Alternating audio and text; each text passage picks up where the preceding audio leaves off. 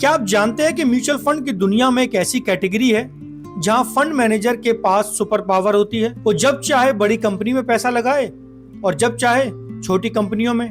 इसे कहते हैं फ्लेक्सी कैप फंड। लेकिन 2026 के इस दौर में जहां मार्केट हर दिन नई चाल चल रहा है, क्या ये आजादी आपके लिए रिवॉर्ड लाएगी या जोखिम? आज की इस स्थिति में रिसर्च रिपोर्ट में हम सिर्फ रिटर्न्स की बात नहीं करेंगे, हम उन फंड्स को डिकोड करेंगे जो आपके पैसे की कद्र करना जानते हैं। फ्लेक्सी कैप, आजादी के साथ आने वाला खतरा। फ्लेक्सी कैप फंड का मैंडेट सबसे ब्रॉड होता है। सेबी के नियम सरल हैं। कम से कम 65% पैसा इक्विटी में होना चाहिए, बाकी फंड मैनेजर की मर्जी। इसके दो पहलू हैं। सिचुएशन नंबर 1, मार्केट तेज है तो ये फंड एक स्मॉल कैप की तरह दौड़ सकता है। सिचुएशन 2, अगर मार्केट गिर रहा है तो ये एक लार्ज कैप बनकर आपके पैसों को सुरक्षा दे सकता है। लेकिन असली सवाल ये है कि आपका फंड मैनेजर इस आजादी का इस्तेमाल आपके फायदे के लिए कर रहा है या अपनी कंपनी के रिलेशनशिप मैनेज करने के लिए। हमारी रिसर्च में एक चिंताजनक पैटर्न दिखा है। कई बार बड़े आईपीओज में 2020 एएमसीज पैसा लगाती हैं, लेकिन उनका एलोकेशन सिर्फ 0.1% या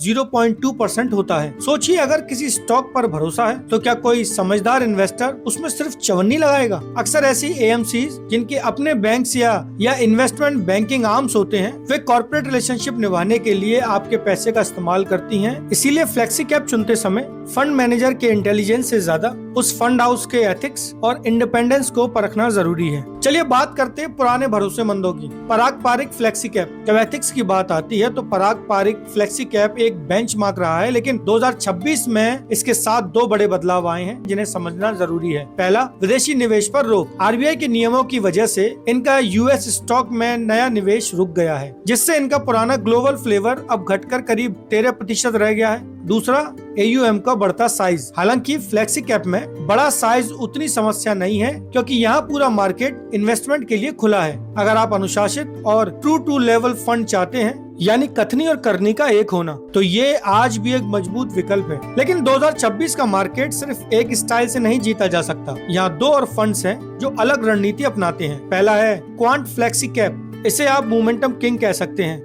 ये पूरी तरह अपने डेटा और VLRT फ्रेमवर्क पर चलता है और बहुत तेजी से अपने पोर्टफोलियो को बदलता है। अगर आप रिस्क ले सकते हैं तो इसने सबसे ज्यादा अल्फा जनरेट किया है। द मोमेंटम किंग उसे कहते हैं जिससे किसी कंपनी के साथ कोई लगाव नहीं होता, उसे सिर्फ रफ्तार से मतलब है। अगर आज IT सेक्टर भाग रहा है तो वो IT में है। कल अगर बैंकिंग भागने वाला है तो वो पलक झपकते ही अपना सारा पैसा बैंकिंग में डाल देगा। उसका एक ही मंत्र है, सिर्फ विजेता के साथ रहो।